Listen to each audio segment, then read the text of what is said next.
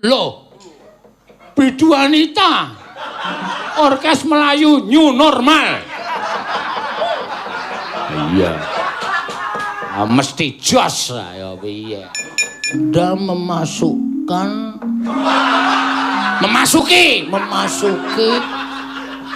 ke ceicing kencang cengelmu iki apa kencing ki apa nguyuh 2000 dengkulmu nomor telepone sapa nomor telepone uyuh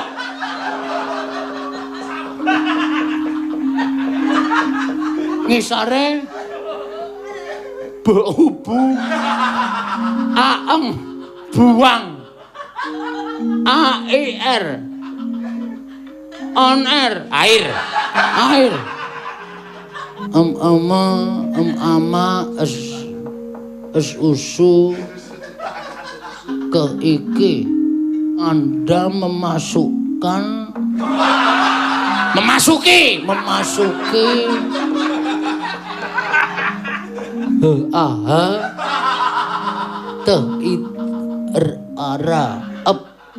rayap harap kok rayap harap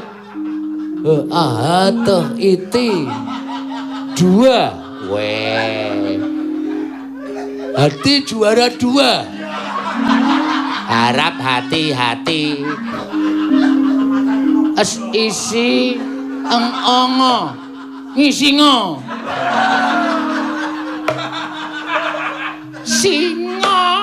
singo orang nganggongi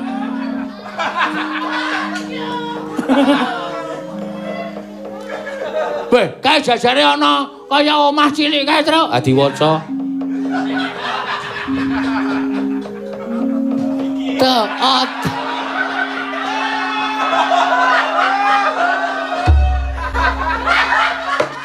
Sritenan nang pasir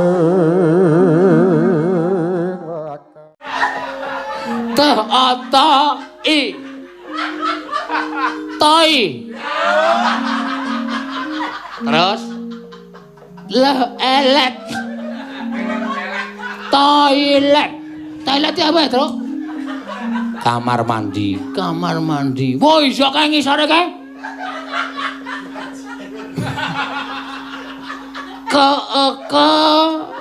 ceicing kencang cengelmu iki apa kencing ki apa nguyuh 2000 dengkulmu nomor telepone sapa nomor telepone uyuh lurus atau GJL gajul ayo kok gajul gerakan jalan lurus ki padha karo gajul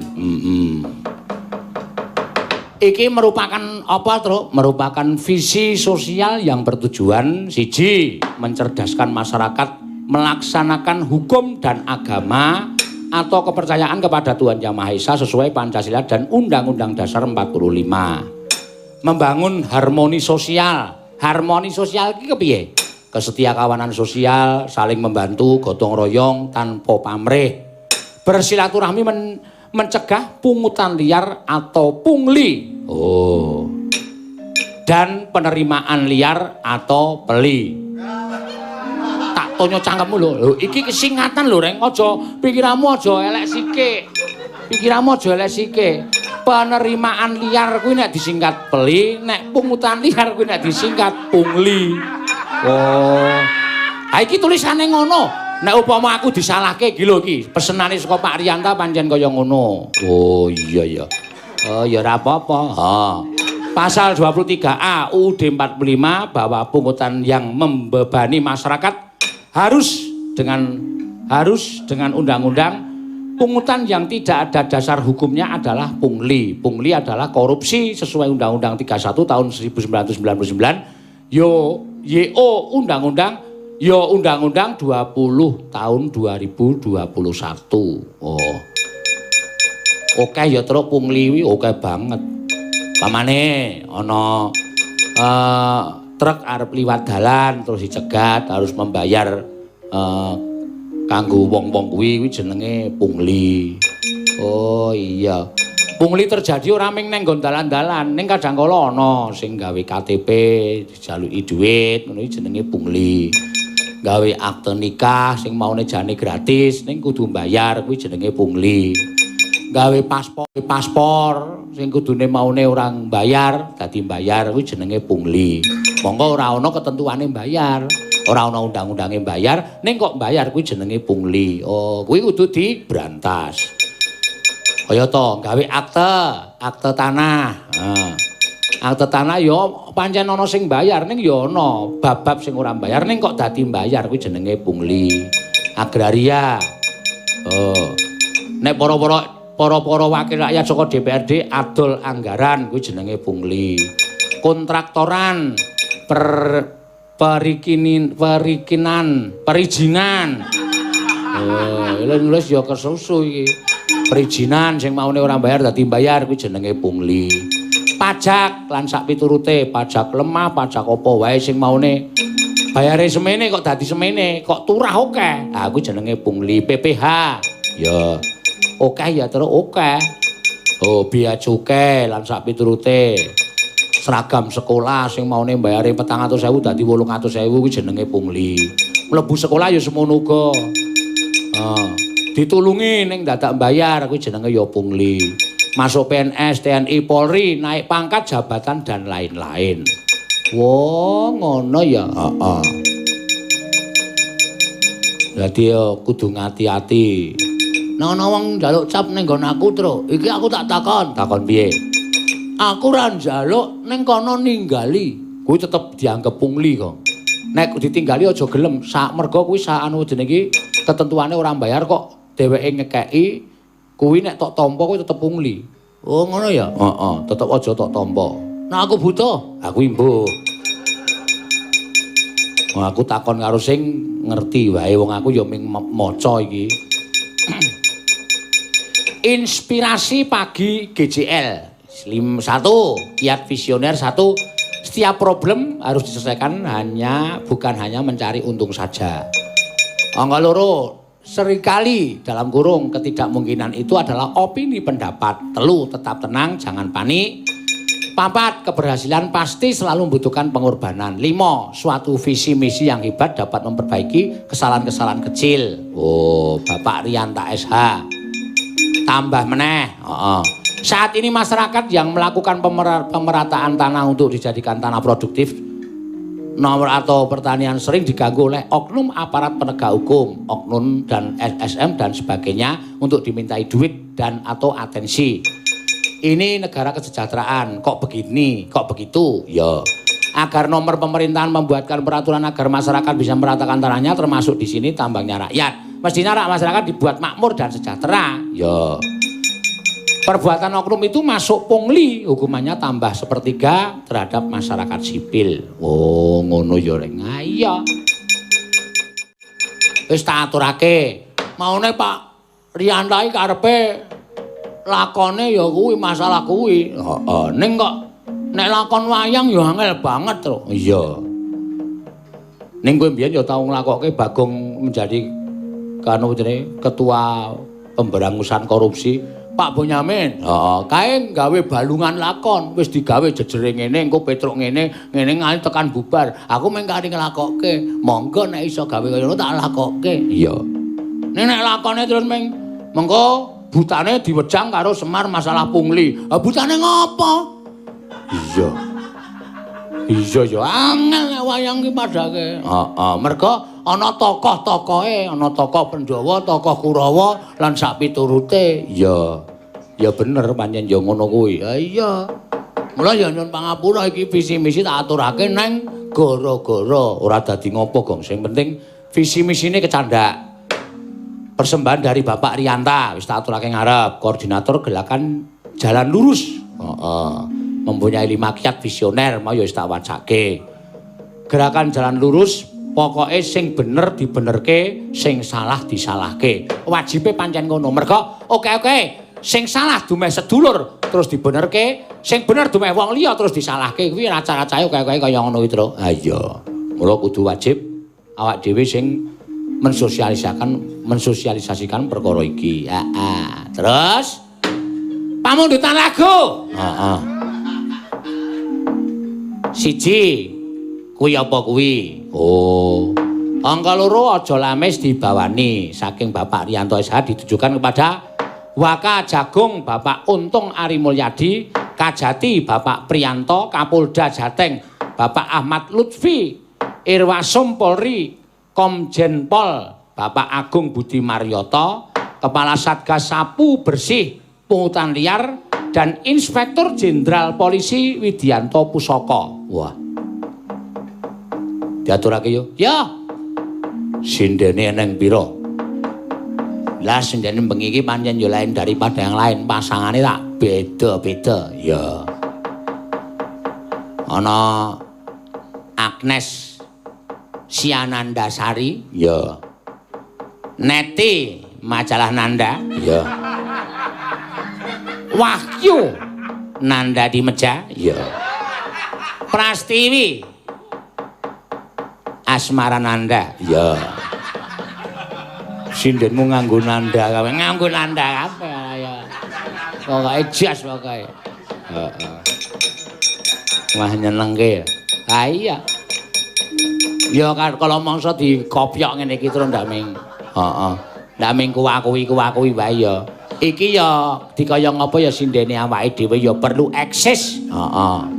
Tur ya duwe keluwihan dhewe-dhewe. Iya. Heeh nek kuwi asli kuwi duwe keluwihan dhewe-dhewe. Ha iya, wis ora bakal iso wis ora usah dadak domongke wis ketok. Heeh. Angkleng iki suarane apik. Ha iya. Nek iki lembah mana Anda pasar. Ha iya. Wahyu ki piyaine ya pancen pinter tenan. Heeh. Prastiwi ya sinden sing multi talenta. Oh iya. Wah, ayo wis keluyane dhewe-dhewe ya, Gong. Heeh. Yo diaturke tetembangan sing kepenak iki mau panyuwuran saka Bapak Riyanta.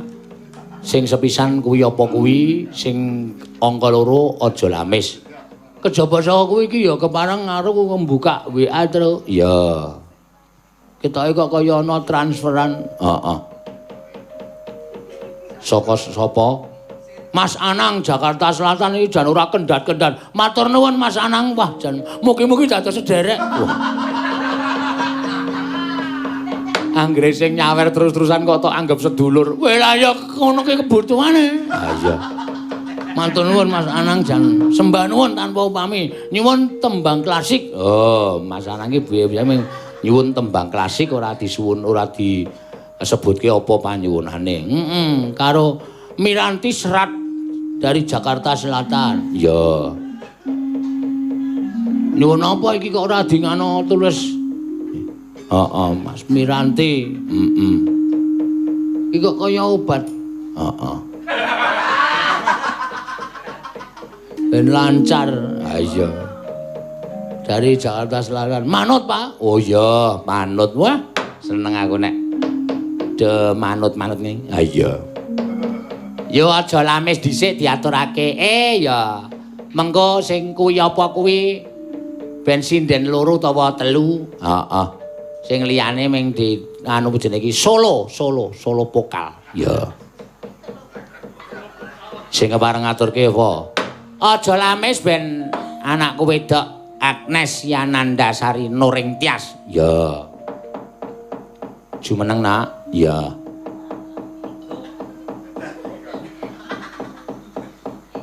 Ya. Lan-alan. Wirane dibenakke. Sinden ki mesine areng ngadeg dadak benakke wiron ya, Gong. Ya ora ana sinden benakke gendeng. Tak tak tak tak tak.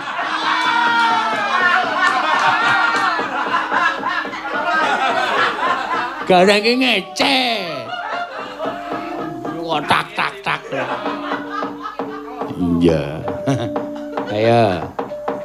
Ngaturke apa? Anu aja lamis. Aja lamis dibawani. Wah ya bocah iki ya terkenal suarane powere tinggi kok. Tua. Ha iya. Kawulon ya Pak niki nembe mbeler ya. Apa nih? Flu, maksudnya flu toh? Oh ya ora apa-apa. Domo napa ya? Kowe kata-katamu iki mbok sing tertib, Nes. Aku ya mak tratap e. Anaon nggih Pak nembe mbeler, ayo Mak. Bono pilek. Heeh. Pilekan yo mbeler-mbeler. Ular wah ya wis musim pancaroba. Iya. Iki aja kok wong pitik wis do mati kok. Ha iya.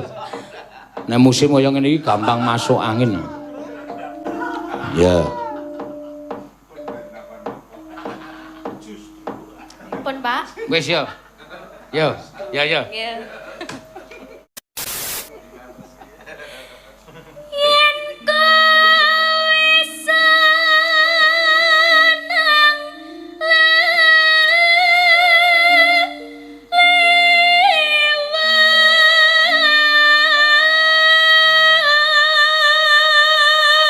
Wah, ayo pilek kok kae suarane kaya ngono, ndaipun nek ora pilek ya, Cel. Ha iya.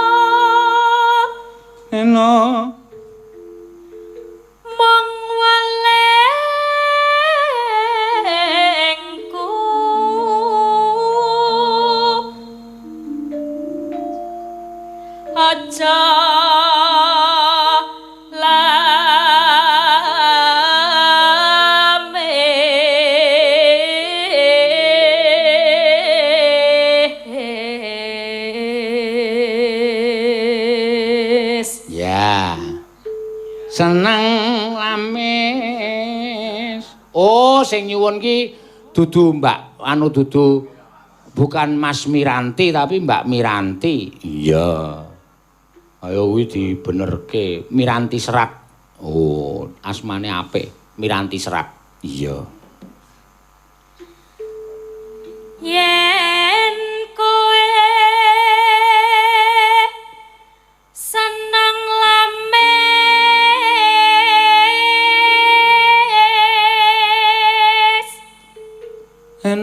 Neno gampang kena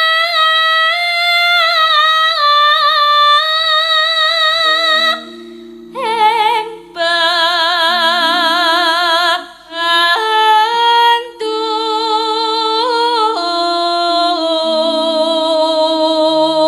malah justru kuwi jeneng Jawa Miranti Serat iki. Heeh. Soale saiki wong jenengke anake kuwi ora nganggo basa Jawa. Wiyaga-wiyaga iki jane nek ndek anak meneh jenenge ya manut abuhane. Oh. Heeh. Sing gender nek ndek anak jenenge Natnung. Lho, mangan. Ang gender kok Natnung. Heeh. Nek sing bunang Ndululit. Bambang Ndululit. Lho, ora gleleng. Iya. Nek sing enong ayo Joko Nutnung. Sing elek dhewe tenan sing nyiter nek wedono endang cing-cing ayo kecing-kecing ora usah dijenengke kecing kowe genah kecing heeh ya tumraping sesrawungan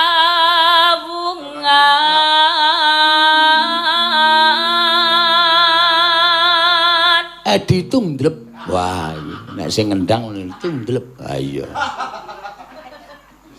Termasuk Pekareman Tumdlep. Heeh.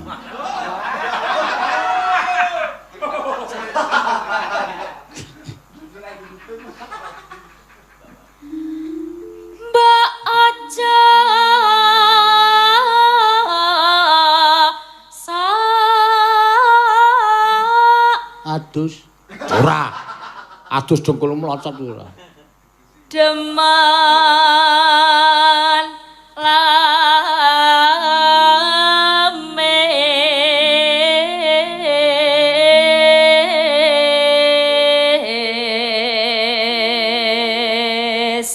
Wis tua-tua tenan lho, Tru. Nek aku nek Agnes nembang ini rasane kaya umurku ku wis tua tenan lho, Tru. Wah iya. Agnes zaman cilike ya melu aku. Mau ya tak anu jenenge salaman Ronati mau ya tak iling-ilingi tanganmu wis teng telekuk tenan. Ayo do tuwa kok wis. Dototen ae lho, dototen biru-biru. Jijiki ae lho, Tru. Ya ora jijiki kok. Kaya gaweane iki rekoso banget. Jangkes. Kulit nggon gulu wis mulai do kewer-kewer. Heeh. Aku nek ngilo iso guluku kok enggak kencang lagi ya. Wis mulai wis. Nek carane sapi wis mulai gajeh ya ngene iki kewer-kewer. Nggonmu kewer-kewer ora. Bagong ki tak dupak raine ora.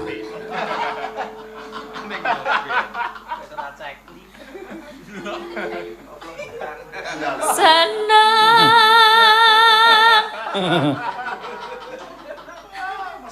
lames. Rada percaya Maido do menjab. Angko nek mulai ngilu aja. Ra percaya. Lho kok rene to saiki? Apa? Kok rene piye?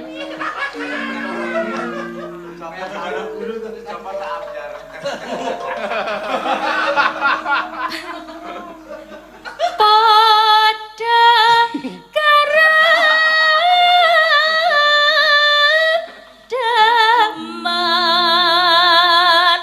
citra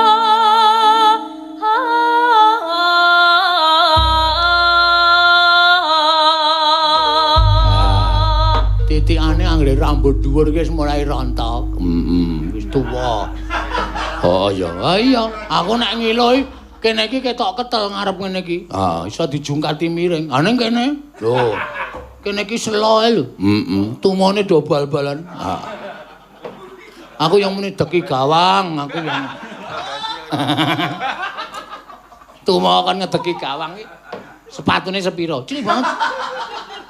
Cilik banget. Sepatu tumo cilik banget. Iya. Ayo nek cah lanang mesti do rontok rambuté. Tengah ini mesti rontok. Kokean mikir. Delokno ora percaya kuwi sing gender iki rambuté kene iki silang tengah kuwi. Oh. Sing mbunang kuwi rambuté tengah kuwi ya silang. Heeh. Nek ngene sinden sing ilang ngono apa ya ambuh. Rasa takoki. Tendiang ora. Wong pertanyaane mesti Kula tasih utuh ya, Pak. Apa? Rambut tah. Heeh. Lah nggih. Sing dhuwur kene lho nek nggon unyeng-unyeng ini biasane sok rontok. Nek wong wedoke anggere mulai dijungkati rambut dawa. Aduh, rontok. Ngono kae wis mulai tuwa. Oh iya. Delok Prastiwi kae. Prastiwi kae dhuwur kene iki dipulas kok le ireng iki. Dicet ekspres kae nek arepe.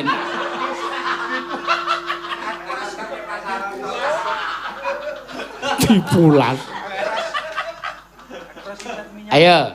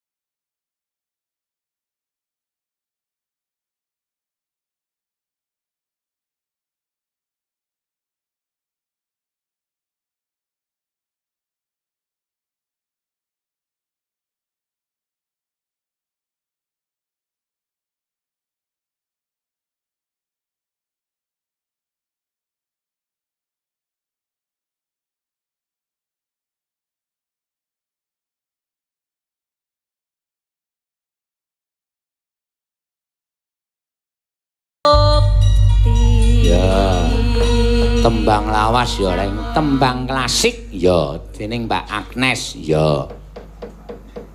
Aja sok gampang janji wong manis yen to amung lamis becik aluwung prasaja nimas yen nan agawe cuwa. Wah, penak ya. Wah ya karangan piyai biyen ki beda karo karangan saiki kok, Tru. Heeh, manjen ya dhewe-dhewe. Heeh. Iki ana pamundutan saka ingkang Hamengku Gati Bapak Riyanta SH ya. Sing kepareng nyuwun ya kuwi apa kuwi? Oh, iki tembang karyane penyanyi Eyang Cakrawarsita. Iya. Larase diwalik. Ndak gosong. Ora ndak gosong, larase diwalik kok ndak gosong ora. Sekalian pesinden loro sing laire ya padha. Lho. Gedene ya padha. Ning saiki ora padha. Iya. Mbak Wahyu karo Mbak Neti. Kuwi apa? Kuwi sekembang melati sing tak puja-puji aja do korupsi. Merga yen korupsi negarane rugi. Piye Mas kuwi? Aja ngono kuwi. Wah, apik ya, Reng. Wah, iki tembang Mengku Pitutur, Tru. Ha iya. Kagem masanang Mbak Miranti, ya uga tak aturake sisan, babar pisan. Engko isih ana siji pamundutan sing nimbali Climen mau bengi ya kuwi rumah makan utawa ikan nani Bu Bebek. Kuwalik. Bu Bebek ikan bebek Bu Nani. Iya. Seneni nek kuwalik ora. Yo, piyai loro jumeneng sisan. Ya, yo. Neti dan Wahyu. Ha iya, kanca wit SMKI. Nganti tekan saiki, wah jan akrabe ora umum. Apa ya karang hidup semati. Heeh. Nek kanca ki nek wis tenanan ya kaya ngono kuwi nganti tekane nyambut gawe padha. Kowe melu sapa, Net? Aku melu Pak Seno. Aku ya tak melu Pak Seno ah. Ah terus Agus Tomber piye? Lah.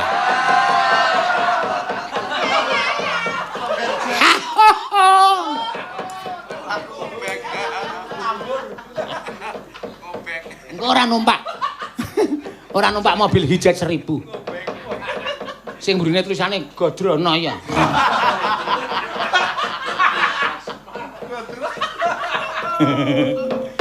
Ayo diaturake. Kuwi apa kuwi? Ya, wis penak iki mesti. Engko sing terakhir Mbak Bu Nani apa jenenge rumah makan bebek goreng Bu Nani nyuwun lali janjine. Oh iya. Diaturke kagem Bu Nani mengko sapa, Reng? Lho. Bidu Anita. Orkes Melayu New Normal. Iya. Mesti jos ya piye. Kritenan Ning sebagai contoh yang bagus tenan. Iya. Apras dhewe iki umure meh 75 ya, Yu? Ha iya. Ora ngono 50. 50 ta? Heeh. Ning nyatane kaya gelem joget gedabikan. Iya. Iso memberi hiburan kepada penonton streaming. Maune streaming pira 7.500 begitu Prastiwi joget langsung dadi 3.000. 8.000. Heeh. Elok nah. Ateges kuwi munggah ya, munggah. Apa-apa kuwi anggere profesional apa dene tampilkan dengan semaksimal bakale apik. Iya.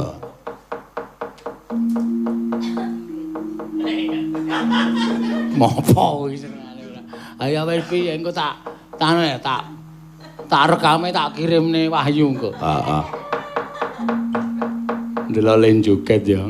Apik tenan. Heeh. Kaya arep nyemplung banyu ra sida lho. Mangu-mangu ae. Heeh. Apik. Ki mau jenenge coba ditiliki WA-ne isih ana sing kepareng ngirim apa ora, Tru? Iya, mbok menawa ana sing kliwatan kadang kala wis bubar isih ana sing nyuwun. Dikira wayangan sosok ngertine wayangan sewengi. Ha, Buna ora sewengi. Ha iya. Heeh. Kowe entuk ngono lho, Yu. Entuk apa penggemar anyar? Heeh. Sopo, Gong? Bojoku. Wo. Anggere muni ana Prastiwi terus nonton, senenge ra jamak-jamak. Aku ya wis tak tari ya dituku apa piye aku. Nek tok nggo dolanan tak tukune. Kaipir sikile terus digawe ngarep joglo kae, anggere ade liwat jenggung. Ning ora asa ku jenenge nyonyo. Nyonyo. Yo.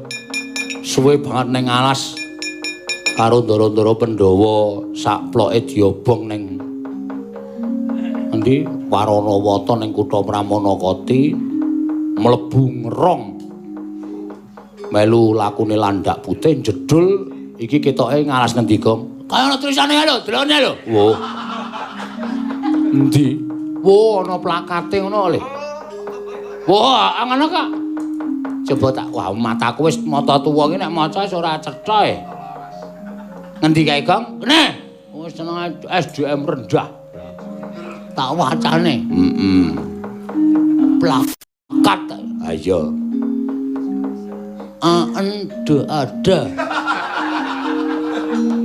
Anda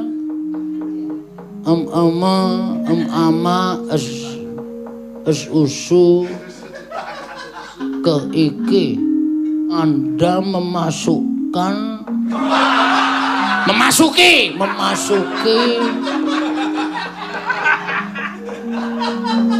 wa iwi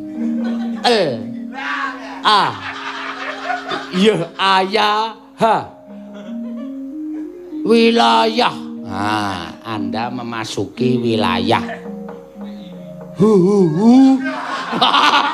Apa kuwi? Apa?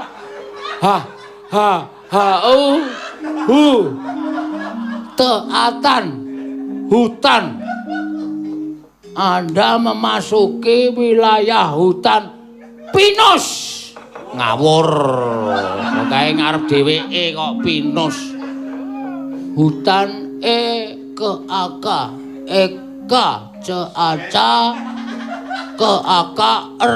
Anda memasuki hutan Eka Prasetya Pancakarsa. Matane siwer ora ana hutan kok Eka Prasetya Pancakarsa ora. Kae apa Tru? Hutan Eka Cakra. Oh, berarti wilayah negara Ngeka Cakra. Asik medun kae.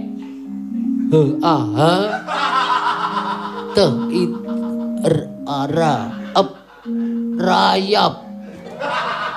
Harap kok rayap. Harap. Iti. Dua. Weh. Hati juara dua.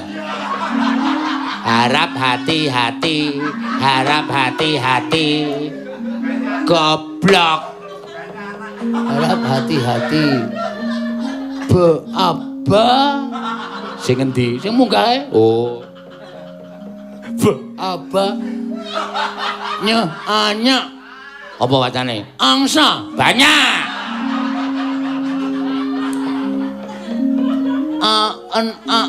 Dua. Oh melu kabeh. Oh melu kabeh. Anake loro. Anak-anak.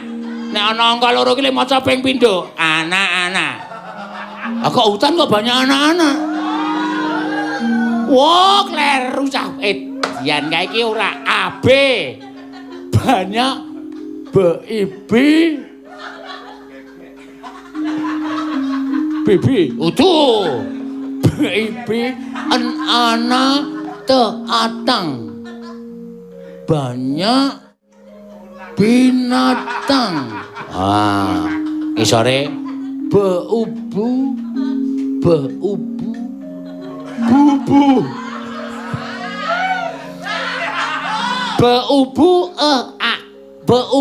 AS Bu Amerika Serikat utuh buas ama ceacan macan L gula gula apa es isi ongo ngisingo singa ora nganggo ngi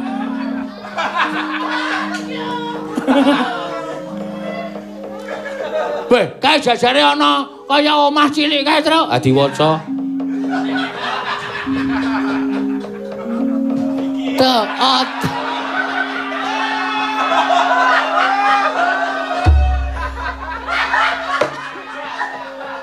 Taat-i. Toi.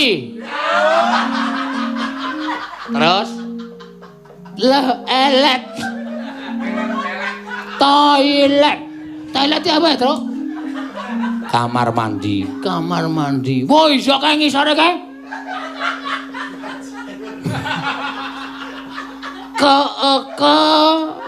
Ceicing. Kencang. Ngencang cengelmu iki apa? Kencing. Kencing ki apa? Nguyuh. 2000. 2000 dengkulmu. Nomor telepone sapa? Nomor telepone Uyuh.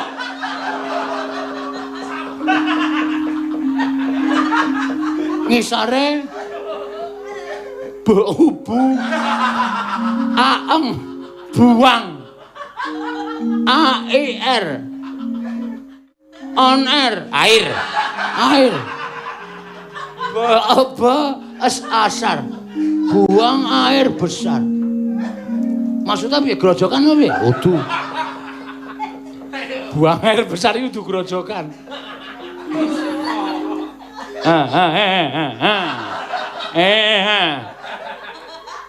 Beol.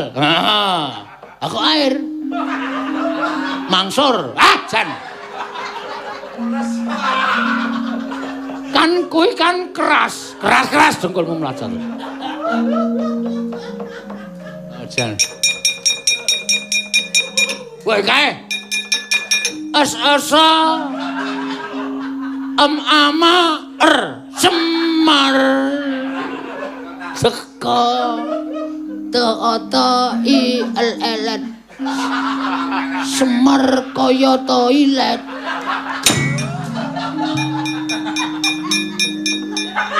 Bapakne kok dunake kok toilet ora.